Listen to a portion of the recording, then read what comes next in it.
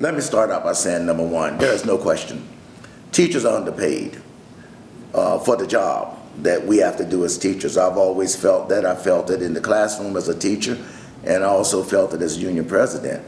Now, one of the things that I would say to Michelle's benefit, though we had some conflict in D.C., the one thing that we did do is that we made D.C. teachers the highest paid teachers in the area. They went from the bottom of the pay scale in the area to the top of the pay scale. So I think that one of the things that is critically important, that as we ask for teachers to become accountable and more accountable, that we have to look at the fact that we need to pay teachers in accordance to the professionalism and the work that they have to do. So I'm not sure what the basis of the 1% increase was in terms of the teachers in Birmingham, but I can tell you now, whatever that percent is not enough for the hard job and the accountability now that we are asking teachers to take on. Now, there was another part to that question, discipline. I think that is a true statement.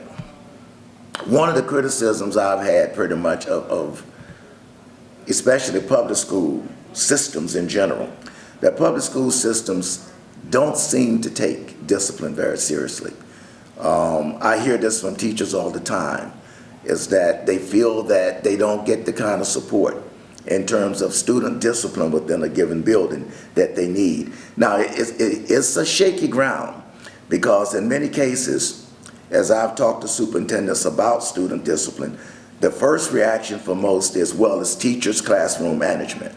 That may be the case, in some instances, but I agree that in many cases, especially in public school superintendents, Board of Education, and principals, and et cetera, have not set forth the kind of disciplinary codes within our schools that when teachers walk into school buildings and when students walk into school buildings, there is an expected code of behavior that will allow effective teaching and learning to take place. In many cases, as I talk to parents say that's the reason why they sometimes go to charters, is that charter schools seem to have, in many cases, better disciplinary situations. I think that it's incumbent upon school systems to take the philosophy that, look, just because kids are poor or they come to a school with different and difficult socioeconomic backgrounds, that is still no excuse to allow children to control the building. That in order for teaching and learning to occur, you have to have order within the building and order within the classroom.